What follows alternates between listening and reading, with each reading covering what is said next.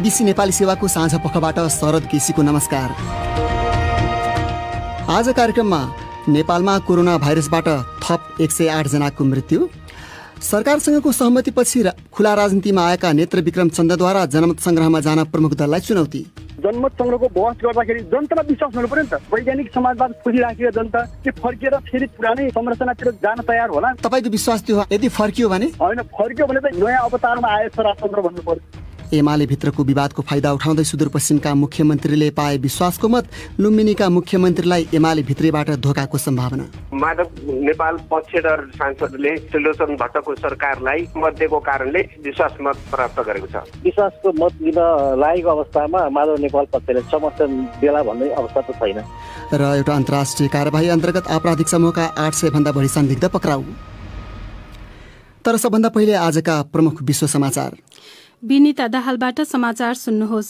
16वटा देशका प्रहरीहरूले एउटा अन्तर्राष्ट्रिय स्तरको स्टिङ अपरेसन अर्थात् अपराधीलाई अपराध गर्दा गर्दै पक्रिन प्रहरीले सञ्चालन गर्ने गोप्य कारबाही अन्तर्गत संगठित आपराधिक समूहहरूका सयौं संदिग्ध सदस्यहरूलाई पक्राउ गरेका छन्। उनीहरूले ती सदस्यहरूबाट करिब $50 मिलियन रकम समेत जफत गरेका छन्। बीबीसीकी एन्ना होलिगन भन्छिन्, According to detectives, shipments of cocaine seized. गुप्तचरहरूका अनुसार ऐतिहासिक क्षण भनी व्याख्या गरिएको यो कारबाहीमा 800 भन्दा बढी संदिग्धलाई पक्राउ गरिएको छ, कोकेन जफत गरिएको छ र हत्याको योजना रोकिएको छ।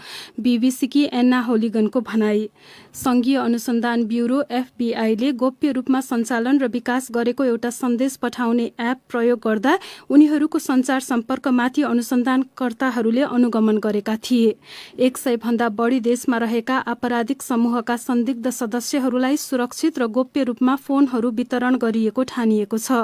प्रहरीको यो गोप्य कारबाही FBI र अस्ट्रेलियाको प्रहरीले 3 वर्ष अघि योजना गरेको थियो। द हेग स्थित संयुक्त राष्ट्रसङ्घको ट्राइब्युनलले आम नरसंहारका निम्ति दोषी ठहर गरिएका पूर्व बोस्नियाली सर्ब सैन्य कमान्डर राटको म्लाडिचको पुनरावेदनमाथि निर्णय सुनाउँदै यसअघिको अपराध सही भएको निष्कर्ष निकालेको छ। यसअघि सन् 2017मा म्लाडिजलाई जन्मकैदको फैसला सुनाइएको थियो। सन् 1995मा 7000 भन्दा धेरै पुरुष तथा किशोरहरूको हत्याको घटनामा उनलाई दोषी ठहर गरिएको हो। इथियोपियाको टिग्रे क्षेत्र स्थित एउटा जिल्लाका मानिसहरूले बीबीसीसँग बोल्दै उनीहरूसँग खाद्यान्न सकिएको र भोकमरीको संघारमा पुगेको बताएका छन्। सुडान र इरिट्रिया सीमा नजिकैको काफ्ता हुमेराका बासिन्दाहरूले लुटेराहरूले सबै सम्पत्ति र जनावरहरू लुटेर लगेको र आफूहरूसँग केही पनि बाँकी नरहेको बताएका हुन्। नोभेम्बर यता इथियोपियाको सरकारी फौज र क्षेत्रीय अधिकारी बीच लडाईँ हुँदा टिग्रे क्षेत्र भोकमरीको खतराबारे चेतावनी दिइएको थियो। घर र अस्पतालहरू भत्काइएका छन् भने इथियोपियाको सरकारले सहायता निकायहरूलाई पहुँच नदिएको भनेर उसको आलोचना भएको छ। तपाईँ बीबीसी नेपाली सेवा सुनिरहनु भएको छ।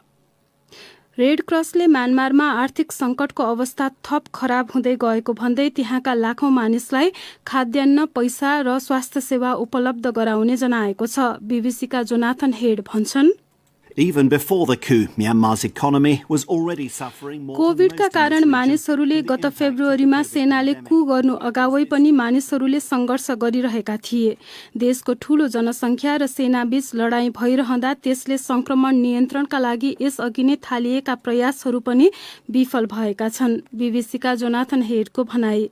म्यानमारमा सैन्य कु यता थुप्रै पसल र उद्योगहरू बन्द छन् र खाद्यान्न किन्न पनि मानिसहरूसँग आम्दानीको स्रोत छैन। संयुक्त राष्ट्र संघले म्यानमारमा लाखौं मानिसहरूलाई खाद्यान्न अभाव रहेको भन्दै सचेत गराउँदै आएको छ। अन्तर्राष्ट्रिय प्रहरी निकाय इन्टरपोलले कोरोना भाइरसको विश्वव्यापी महामारीका बेला नक्कली औषधिको बिक्री गर्ने अनलाइन साइटहरूको ठूलो संख्यालाई बन्द गरिएको जनाएको छ। उक्त निकायले 92 देशका 1 लाख भन्दा बढी त्यस्ता वेब पेज र लिङ्कहरूलाई हटाइएको जनाएको हो। ब्रिटेनमा मात्रै करिब 30 लाख त्यस्ता औषधि र उपकरणहरू जफत गरिएको छ। इन्टरपोलले स्वीकृति नपाएका कोभिडको परीक्षण गर्ने किटहरूलाई मे महिनाको अन्तिम 1 सातामा मात्रै जफत गरिएको जनाएको छ। र इजरायलको संसदका सभामुखले प्रस्तावित नयाँ गठबन्धन सरकारले विश्वासको मत लिने दिन आइतबारका लागि तय गरेका छन्। उक्त प्रस्तावित सरकारले यदि विश्वासको मत सुरक्षित गर्न सके अहिलेका प्रधानमन्त्री बेन्जामिन नेतान्याहुको 12 वर्षे कार्यकाल समाप्त हुनेछ। नयाँ गठबन्धनमा राजनीतिक वृत्तका धेरै पार्टीहरू एक ठाउँमा आएका छन् र उनीहरू नेतान्याहुको विपक्षमा एक ठाउँ उभिएका हुन्। नेतान्याहु र उनका समर्थकहरू योजना गरिएको नयाँ सरकारले समर्थन नपाओस् भनेर हरसम्भव प्रयास गर्नेछन् र उसले पाउनुपर्ने विश्वासको मत लिन नसकोस् भन्ने उनीहरूले चाहेका छन्। यो BBC नेपाली सेवा हो।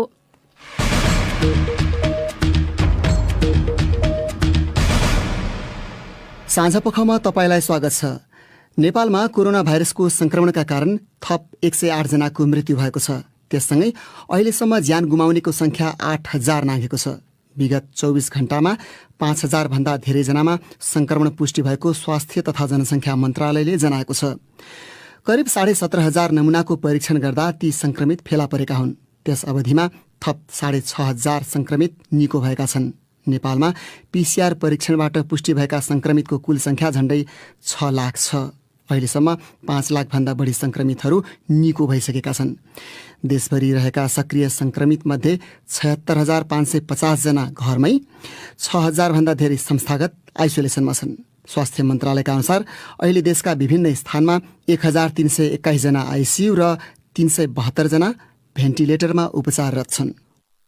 अब चर्चा राजनीतिको। पूर्व माओवादी नेता नेत्रविक्रम चन्दले अहिलेको संसदीय व्यवस्थाबारे जनमत संग्रहमा जान प्रमुख पार्टीहरूलाई चुनौती दिएका छन्। मध्यावधि चुनाव घोषणा गरेको सरकारसँगको सहमतिपछि खुला राजनीतिमा आएका चन्दले त्यस्तो प्रस्ताव अघि सारेका हुन्। कतिपयले जनमत संग्रहतिर लाग्दा थुप्रै विषयहरू त्यसको निम्ति अगाडि आउने र त्यसबाट अहिलेका कतिपय परिवर्तन उल्टिन सक्ने चिन्ता व्यक्त गर्छन्।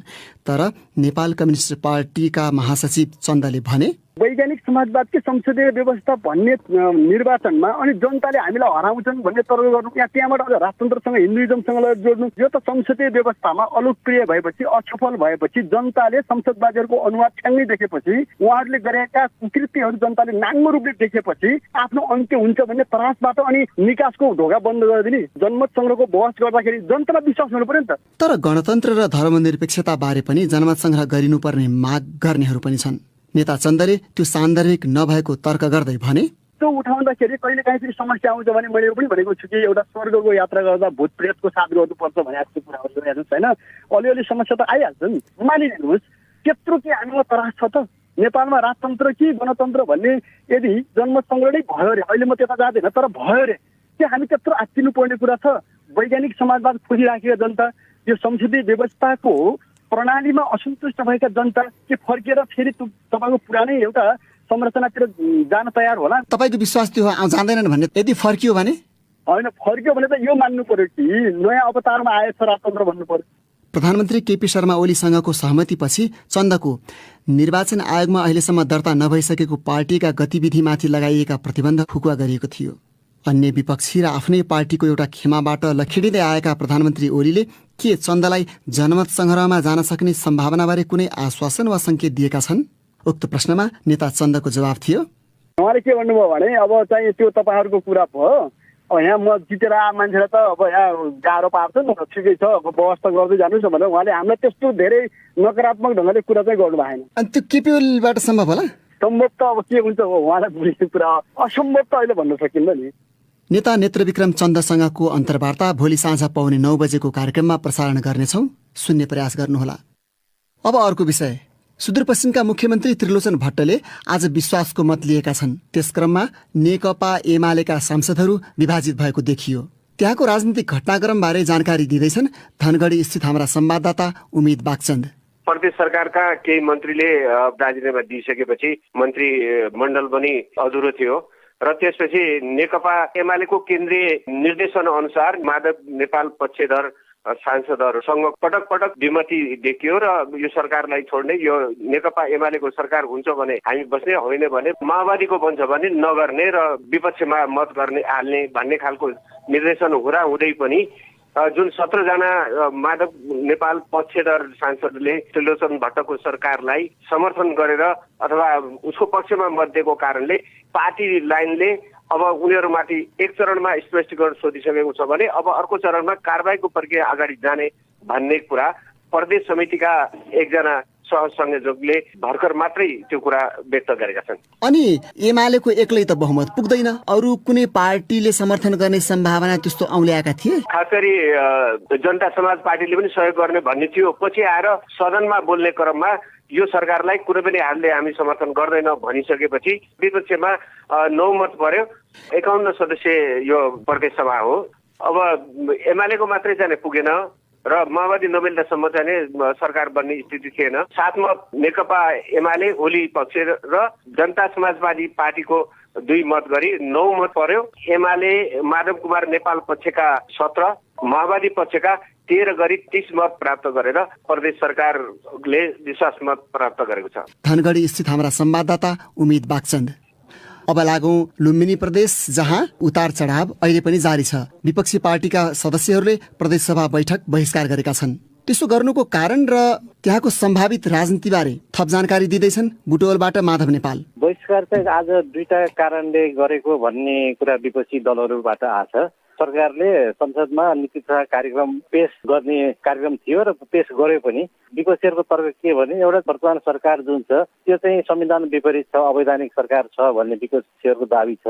अर्को चाहिँ यो अवैधानिक सरकारलाई समर्थन गरेर प्रदेश प्रमुखले जुन मुख्यमन्त्री शङ्कर पोखरेललाई अवैध रूपमा चाहिँ शपथ ग्रहण गराए, त्यसको लागि हामी चाहिँ यो प्रतीकात्मक बहिष्कार गर्यौँ भन्ने कुरा विपक्षी दलको छ। खास गरी सबै सांसदहरूले बहिष्कार गरेनन्, त्यहाँ केही सांसदहरू चाहिँ प्रतीकात्मक रूपमा उपस्थित भएका थिए। अबको विपक्षीहरूको रणनीति चाहिँ के हुन्छ? अब विपक्षीहरूको भनाइ अनुसार र उनीहरूको चाहिँ रणनीति अनुसार जस्तै उनीहरूले चाहिँ के तयारी गरिरहेछन् भने अब सरकारले नीति तथा कार्यक्रम र बजेट पेश गर्छ प्रदेश सभामा। बजेट पेश गरिसकेपछि बजेट पास गर्न सरकार पक्षमा चाहिँ बहुमत पुग्दैन। त्यो बेलामा चाहिँ सरकार चाहिँ अल्पमतमा जान्छ। अब त्यसपछि चाहिँ यो सरकारले चाहिँ राजीनामा दिनुपर्छ भन्ने विपक्षीहरूको जिकिर छ। तर सरकारले चाहिँ फेरि के दाबी गर्छ भने हामी चाहिँ स्पष्ट बहुमतमा छौँ, त्यसकारण चाहिँ यो अब अविश्वासको प्रस्तावका कुराहरू छन्, विश्वासको मत लिने कुराहरू छन्, त्यो चाहिँ लिनु पर्दैन भन्ने कुरा चाहिँ सरकारको छ। त्यो विश्वासको मत लिन पर्दैन भन्ने तर्क चाहिँ छ सरकारको, जुन संविधानको धारा अनुसार पछिल्लो पटक उनी नियुक्त गरिए मुख्यमन्त्री।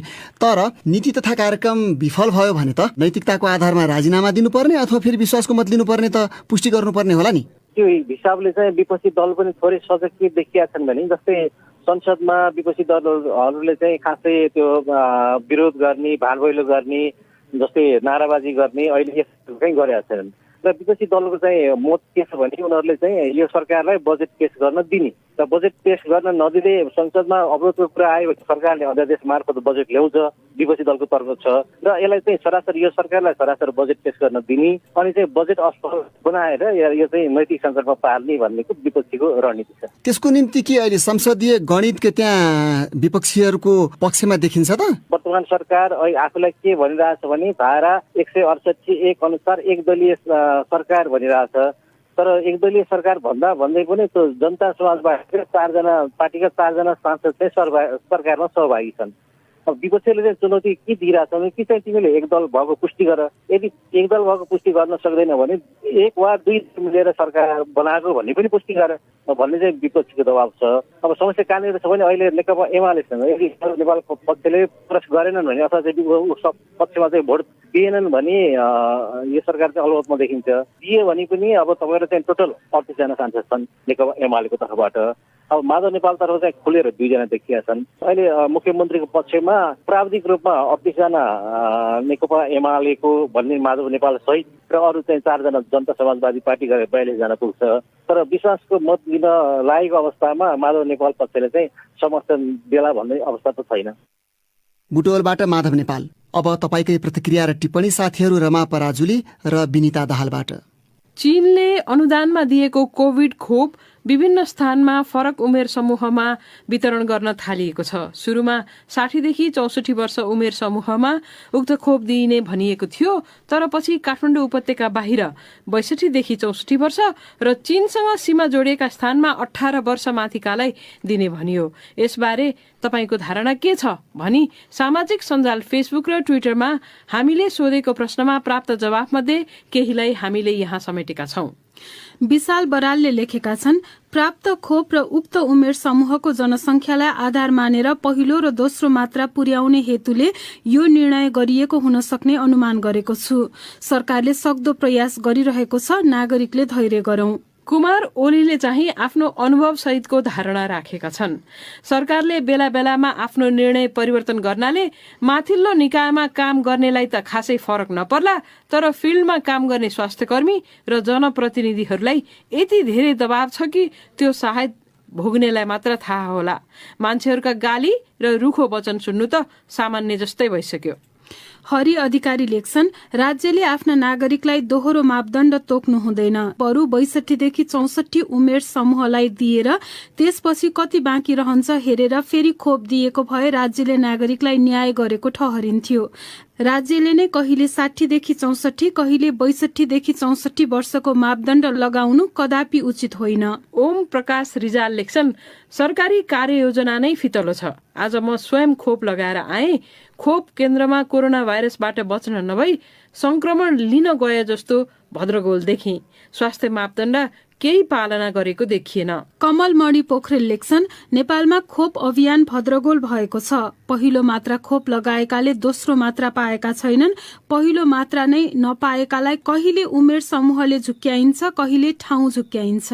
सन्ध्या पौडेल लेख्छिन्, जसरी भए पनि सम्पूर्ण जनतालाई खोप उपलब्ध गराउने काम सरकारको हो। कोरोना भाइरसको महामारीको अर्को लहर आउनुभन्दा पहिला नै जनतासम्म खोप पुगोस्। विकास गौतम लेख्छन्, कोरोना भाइरसका कारण मृत्यु हुने दर, जनसंख्याको चाप, वृद्ध मानिस र अन्य उमेर समूहका मानिसको जनसंख्याको आधारमा सरकारी अधिकारीहरूले निर्णय गरेका होलान्। त्यत्तिकै हचुवाको भरमा निर्णय त गरेका हुँदैनन् नि। सरकारले जे गरेको छ ठिक गरेको छ। रेखा बरालको धारणा छ, मलाई लाग्छ सरकारले भित्रभित्रै अन्य दात्री निकायसँग खोपको आयात बारे पहल गरिरहेको हुनुपर्छ र खोप पाउने लगभग पक्का पक्की भएर उमेर समूह फेरबदल गरिएको पनि हुन सक्छ।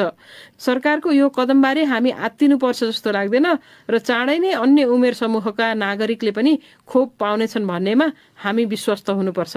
अनि तारा कर्णलाई चाहिँ सरकारले व्यवस्थापन गर्न सकेको छैन भन्ने लागेको रहेछ। कतिजनालाई अहिलेसम्म दिएको छ र कति दिनको अन्तरपछि फेरि त्यही खोप तिनै व्यक्तिलाई दिने हो केही थाहा छैन। अब केही अन्तर्राष्ट्रिय विषय। संघीय अनुसन्धान ब्युरो FBI ले गोप्य रूपमा सञ्चालन गरेको एउटा स्टिङ अपरेसनमा सन्देश पठाउने एप चलाखीपूर्वक प्रयोग गराएर विश्वभरिका गरी 800 भन्दा बढी संदिग्ध अपराधीलाई पक्राउ गरिएको अधिकारीहरूले बताएका छन्। अस्ट्रेलिया र FBI ले संयुक्त रूपमा चलाएको उक्त स्टिङ अपरेसन अर्थात् अपराधीलाई अपराध गर्दा गर्दै पक्रिन प्रहरीले सञ्चालन गर्ने गोप्य कारबाहीका क्रममा ANOM एप भएका फोनहरू वितरण गरिएको थियो। त्यसमा लागू औषध तस्करी, सम्पत्ति शुद्धिकरण र हत्याको योजनासम्मका विषयमा आदान प्रदान भएका सन्देशहरूको प्रहरीले अनुगमन गरेको थियो। बीबीसीका विवरणहरूमा आधारित एक रिपोर्ट विनिता दाहालबाट सुन्नुहोस्। स्टिङ अपरेसनमा लागू औषधको कारोबार गर्ने गिरोहदेखि माफियाहरूसँग जोडिएका मानिससम्मलाई लक्षित गरिएको थियो। दर्जन भन्दा बढी देशमा चलाइएको यो छानबिनमा प्रहरीले लागू औषध, हतियार, महँगा गाडी र पैसा पनि प्रहरीले जफत गरेको छ। विश्वभरका विभिन्न मुद्रा र क्रिप्टो करेन्सी गरेर 48 मिलियन डलर भन्दा बढी रकम, 250 वटा बन्दुक, 8 टन कोकेन जफत गरिएको हो। अस्ट्रेलियाका प्रधानमन्त्री स्कट मोरिसनले प्रहरीको यो अनुसन्धानले विश्वभरि नै संगठित अपराधमा ठूलो धक्का लागेको बताएका छन्।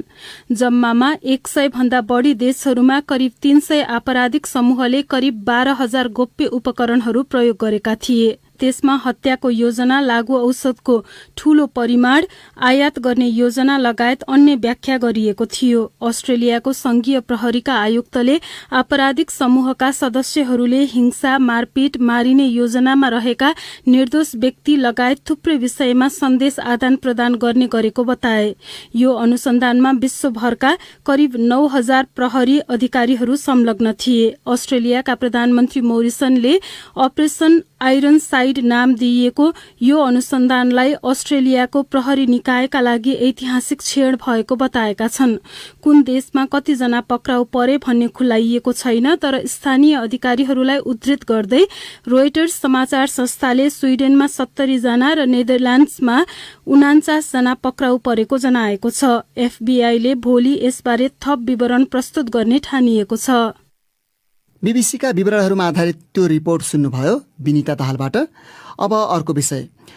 अस्ट्रेलियामा वैज्ञानिकहरूले सन् 2007मा फेला परेको एउटा डाइनोसोरलाई नयाँ प्रजातिका रूपमा वर्गीकरण गर्दै त्यो उक्त महादेशमा फेला परेको अहिलेसम्मकै सबैभन्दा ठूलो डाइनोसोर भएको बताएका छन्। अस्ट्रेलोटाटाइन कुप्रेन्सिस वैज्ञानिक नाम दिएको द सदर्न टाइटन पनि भनिने उक्त जीव विश्वमा फेला परेका 15 ठूला डाइनोसोर मध्ये एक हो। बीबीसीका विवरणहरूमा आधारित त्यस सम्बन्धी रिपोर्ट रमा पराजुलीबाट। विज्ञहरूले उक्त डायनोसर 6.5 मिटर अग्लो र 30 मिटरसम्म लामो भएको बताएका छन्। त्यसलाई बास्केटबल कोर्टसँग तुलना गरिएको छ। त्यसका हड्डीहरू सबैभन्दा पहिले दक्षिण पश्चिमी क्विन्सल्यान्डका खेतमा फेला परेका थिए। गत दशकमा जीवाश्म वैज्ञानिकहरूले उक्त डायनोसर पहिचान गर्न अनुसन्धान गरेका थिए। त्यसका लागि उनीहरूले सोरपड र उक्त डायनोसरका हड्डीको तुलना गरेका थिए। भीमकाय शरीरका लागि चिनिने सोरपड शाकाहारी डायनोसर हो। ती डायनोसरको टाउको सानो, घाँटी लामो, पुच्छर लामो अनि खुट्टा मोटा खम्बा जस्ता हुन्थे। झन्डै 9.2 देखि 9.6 करोड वर्ष बीचको क्रिटेसस कालमा ती जीव महादेशभरि डुल्ने गर्थे।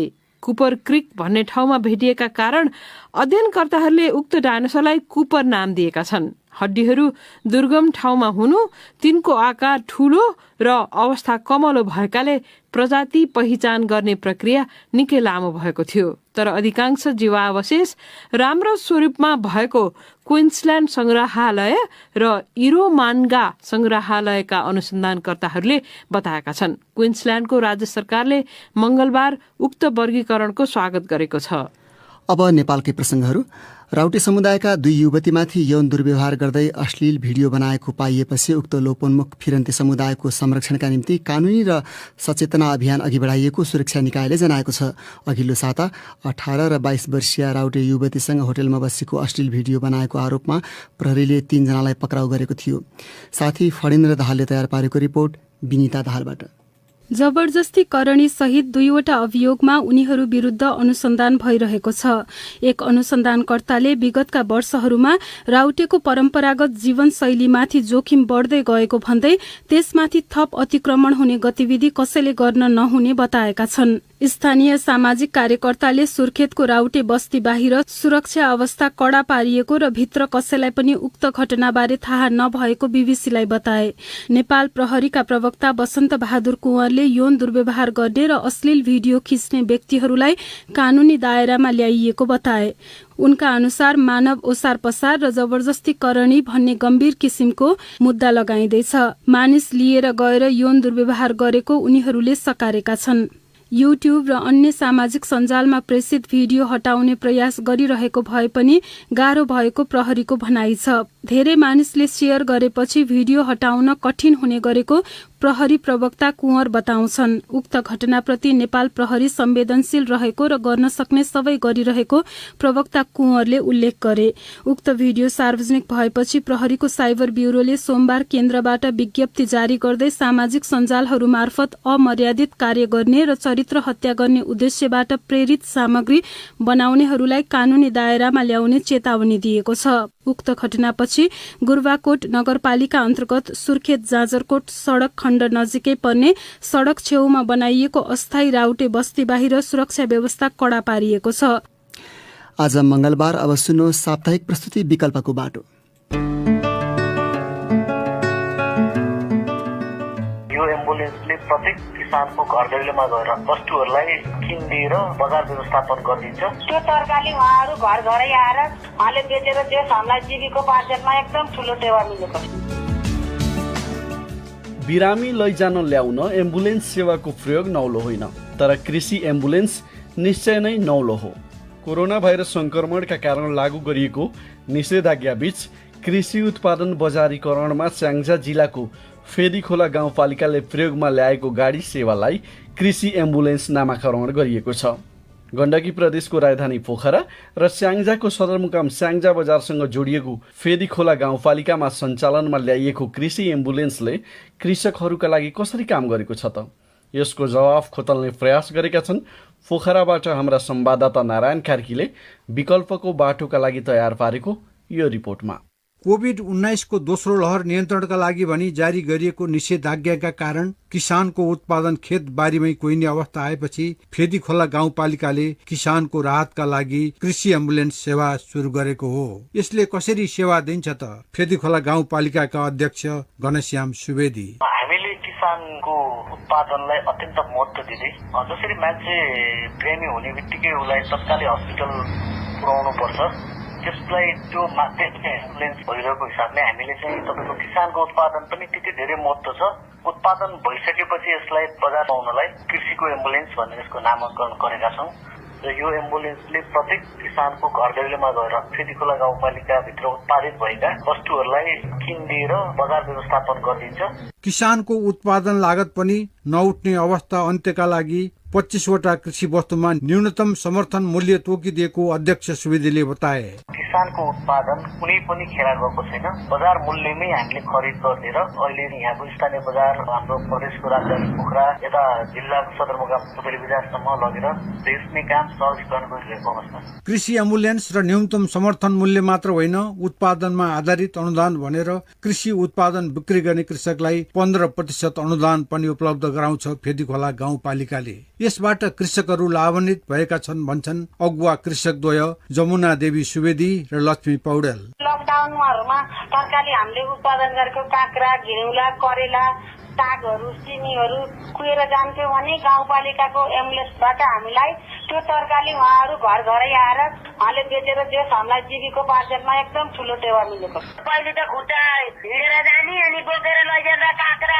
निउरी परियो भने काँक्रा भयो भने खसेर नि कति त फुटे। अहिले एक दिन बेराई 2 दिन बेराई गाडी आएर जति दिन सकिन्छ त्यति लैजानुहुन्छ। कोरोना भाइरस संक्रमणको यो अवस्थामा कृषि एम्बुलेन्सले किसानलाई राहत पुगेको नमुना कृषि गाउँका अध्यक्ष विष्णु प्रसाद सुवेदीले बताए। कोभिडको कारणले हामी डराएर मान्छेदेखि मान्छे डराउनु पर्ने बेलामा घर घरै आएर लैदिँदाखेरि हामी एकदम खुसी छौँ। सुविधा नि भएको। कृषि उत्पादन खरिद र एम्बुलेन्स सञ्चालनको जिम्मा कृषि उपज बजार व्यवस्थापन संस्था सर्के टारीले लिएको छ। सहकारी संस्थाका अध्यक्ष ढुण्डीराज पौडेल भन्छन्, मोलहरू पनि हामीले किसानहरूलाई तरकारी लिन जाँदा हुई उपलब्ध गराइदिएका छौँ। किसानहरूलाई चाहिँ अहिले पैसो पनि हातै दिने अनि किसानहरूको उत्पादित वस्तु कालो गरेर टोलटोलमा गएर उठाएर हामीले बजारीकरणमा अहिले असाध्यै सहज भएको छ। फेदी खोलामा एम्बुलेन्स खरिद र कृषि प्रसारमा सहयोग गरेको मूल्य श्रृंखला विकास आयोजनाका प्रबन्धक चिरञ्जीवी अधिकारीका अनुसार गण्डकी र बागमतीका सड़क सञ्जालले छोएका स्थानीय निकायमा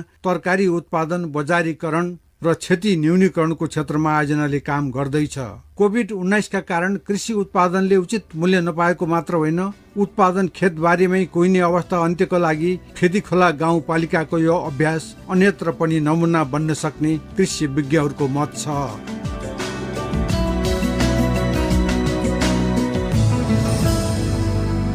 नारायण कार्कीको त्यो रिपोर्टपछि अन्त्यमा प्रमुख विश्व समाचार संक्षेपमा। 16वटा देशका प्रहरीहरूले एउटा अन्तर्राष्ट्रिय स्तरको स्टिङ अपरेसन अन्तर्गत संगठित आपराधिक समूहहरूका सयौं संदिग्ध सदस्यहरूलाई पक्राउ गरेका छन्। इथियोपियाको टिग्रे क्षेत्रस्थित एउटा जिल्लाका मानिसहरूले बीबीसीसँग बोल्दै उनीहरूसँग खाद्यान्न सकिएको र भोकमरीको संगारमा पुगेको बताएका छन्।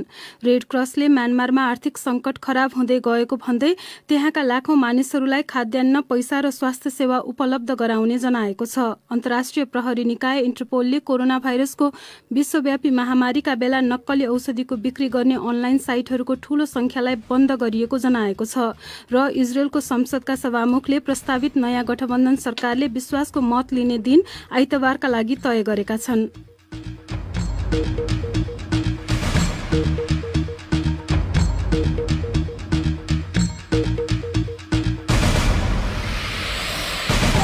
हवस् त यसका साथै बीबीसी नेपाली सेवाको साँझ पख यही सकिन्छ।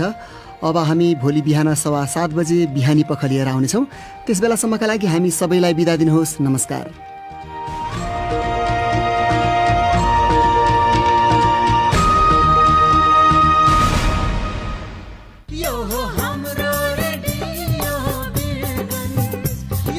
तपाईको माझ तराईको आवाज रेडियो बिरगन्ज 89 मेगाहर्ज।